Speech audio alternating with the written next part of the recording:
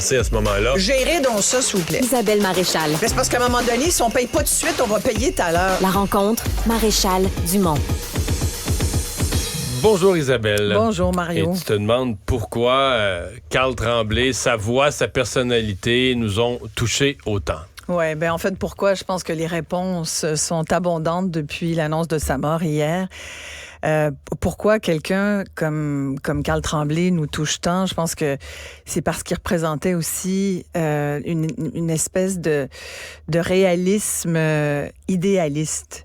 Il y avait quelque chose dans les paroles. Ça, c'est bien dit. Oui, il y avait quelque chose. Moi, écoute, L'Amérique pleure, pour moi, c'est une de mes... J'ai 10 tunes qui jouent tout le temps dans ma playlist, vraiment. Et L'Amérique pleure est une de celles-là. Je l'écoute au moins une fois par jour depuis des années. Tu demanderas à ma famille, ils sont tannés, ils la connaissent tellement par cœur, même si c'est mon choix à moi. Cette chanson-là me parle. C'est pessimiste, cette chanson-là, quand même. Mais c'est ça que j'aime pas. La chanson est grandiose. Il regarde, je trouve qu'elle est trop pessimiste. Tu trouves? Ouais. Il y a quelque chose là-dedans comme...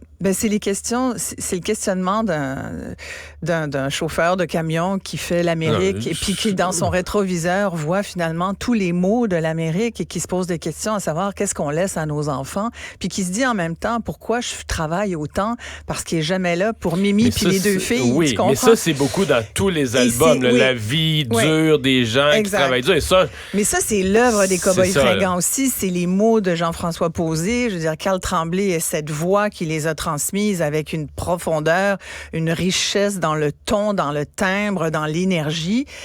François Legault disait aujourd'hui qu'il y avait quelque chose de nationaliste aussi dans leur œuvre, puis c'est très vrai.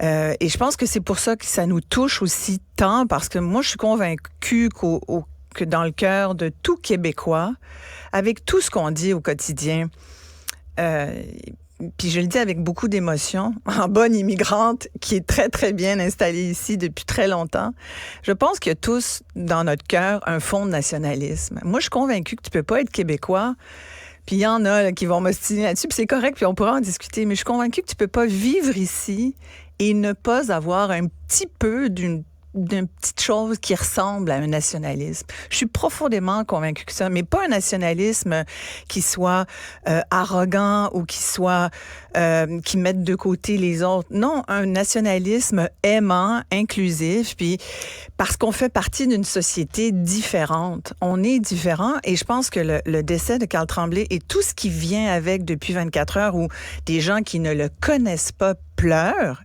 véritablement. J'ai vu plein de témoignages sur les réseaux sociaux où les gens disent je le connais pas ce gars-là puis je pleure sa mort comme si c'était mon frère. Écoute, il y a quelque chose de fort là-dedans, mais c'est fort dans la symbolique de ce que les gens représentent. Ce matin, tout le monde a le sentiment d'avoir perdu un ami, là. Complètement. Écoute, moi, je te parle de lui. Je dis Carl. Je les ai jamais vus en show. Je pense les Cowboys fringants. C'est quelque chose que je regrette aujourd'hui.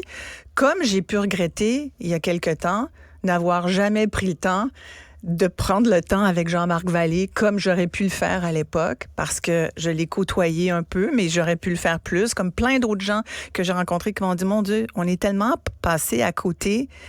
Et c'est ça qui est malheureux. Puis je pense qu'on a beaucoup de regrets aujourd'hui. Dans notre tristesse, il y a du regret. Cette espèce de regret qu'on a aussi quand quelqu'un meurt et qu'on se dit, mon Dieu, la dernière fois qu'il m'a appelé, j'ai dit que j'étais trop occupée. Comprends? Il y a quelque chose comme...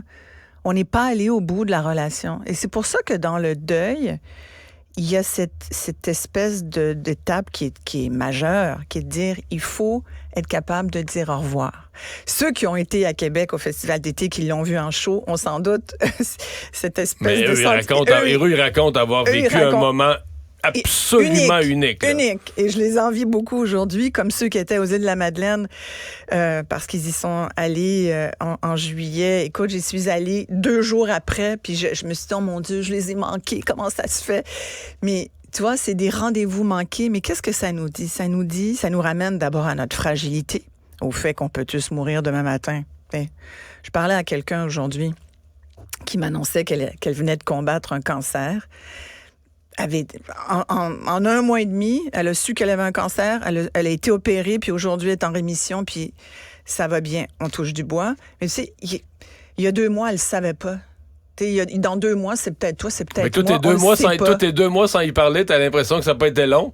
Puis Mais elle le monde a viré bout pour bout pour elle. Exact. Ouais.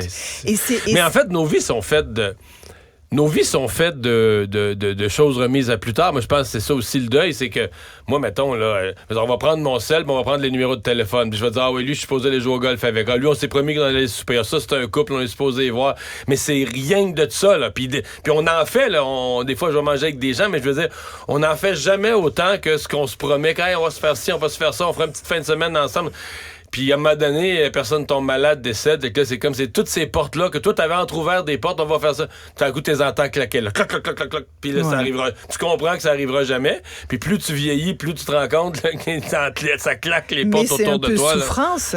Puis le nombre de fois que moi, je me suis dit, cette fille-là ou cette personne-là, si j'avais le temps, j'aimerais être son amie. Mais faut-tu être assez... Il y a quelque chose qui marche pas dans la façon dont on gère notre vie. Alors, pourquoi on prend pas ce temps-là, puis qu'après, quand le monde est plus là, on les pleure, t'sais? Puis là, je parle pas que du décès de Carl Tremblay, je parle en général dans nos vies, parce que je pense que c'est de ça dont il est question, c'est cette espèce d'effet miroir que ça nous renvoie. Et il y a aussi l'élément, tu parles de quand on vieillit, il y a aussi l'élément qu'à 47 ans, tu te dis, il y a quelque chose de pas normal. Non, comme je te parlais de Jean-Marc Vallée. Jean-Marc Vallée, c'est bien trop jeune de mourir à 58, 60 ans. C'est pas normal. Là, on parle de funérailles nationales. Je t'en ai parlé, on s'est changé des mots aujourd'hui là-dessus. Moi, j'ai des questions. Loin de moi l'idée de remettre en cause si la famille veut des funérailles nationales puis que tout le monde veut des funérailles nationales, parfait. Je vais être d'accord. Puis de toute façon, j'ai pas forcément d'avis à donner là-dessus. Là. Mais j'ai quand même questionné ce fait-là sur le coup parce que il y a quelque chose de quand même assez...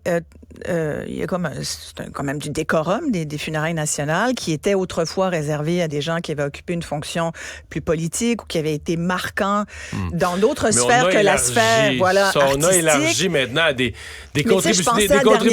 contributions exceptionnelles là, qui sont et c'en est une, clairement. Universelles puis qu'on est convaincu qu'ils vont traverser l'histoire. La preuve, c'est qu'il y a eu René Angélil qui a eu des funérailles nationales. Mais dernièrement, je pensais à... Il y a eu Maurice Richard. Oui, tout à fait. Mais tu sais, c'est l'icône d'un peuple. Mais là, c'est un peu ça qu'on entend ces jours. Je pensais à Jean Lapointe. Et Jean Lapointe, il y a eu quand même cette espèce de petite discussion à savoir en mérite-t-il ou pas. Puis après, c'est même plus une question de mérite, c'est de dire... Bon, puis finalement, il n'y en a pas eu. Il y a eu Chapelle Ardente. Les gens, le public qui l'aimait profondément a pu aller le voir et lui rendre hommage. Mais pour Jean Lapointe, je me disais, tu vois, moi... Dans mon livre à moi, comme on dit ici, j'en aurais peut-être fait des funérailles nationales parce que je trouvais... en plus, ça a quand même été un sénateur, ça a été quelqu'un qui politiquement a été engagé. C'est quelqu'un qui, d'un point de vue même communautaire, a été très engagé. Il a été un des premiers à parler de son alcoolisme. Il a énormément fait de bien à plein de gens. Et je me suis dit cet après-midi, peut-être que c'est l'âge qui a fait une différence. C'est que Jean Lapointe est mort à un âge où on s'attend à ce que tu meurs. T'sais. Et ce qui n'est pas le cas de Carl Tremblay. Fait qu'il y a peut-être ça. Je pense que ça ajoute au choc. Après, tu sais, en même temps, je pense que le premier ministre... je pense que ce qui fait aussi Carl Tremblay, c'est qu'il y a toute une génération qui perd son premier héros, là. Oui, t'as raison. Mais tu sais quoi, j'ai aussi été très étonnée, puis j'en ai parlé avec des amis qui m'ont dit, coudonc, où j'étais, les cow-boys, moi, je connais pas tellement ça. Ah ouais? Oui, il y en a qui... Oui. Mais pose-leur la bonne question. Où j'étais, ils font bien de se la poser. Puis en même temps, tu dis, tu sais, ils étaient très connus en Belgique. Tu sais, le journal Le Monde français a fait un grand article sur eux aujourd'hui.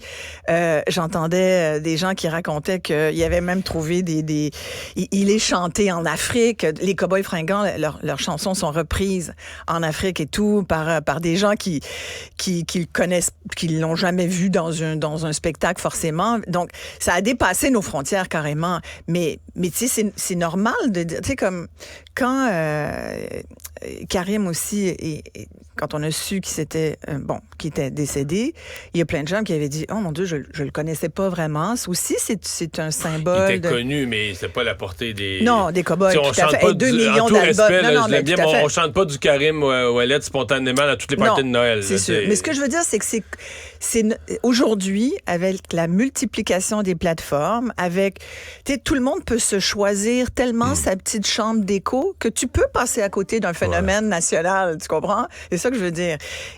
Mais je pense qu'aujourd'hui, si tu connais pas les Cowboys fringants, tu les connais, tu vas certainement t'intéresser à leur œuvre qui mérite. Puis moi, j'ai envie de réécouter encore ma tune préférée, qui est L'Amérique pleure, parce qu'aujourd'hui, je pense qu'on pleure tous un peu. Merci Isabelle. Je me pose tout le temps, mais que feront nos enfants quand il ne restera rien que des ruines et la faim?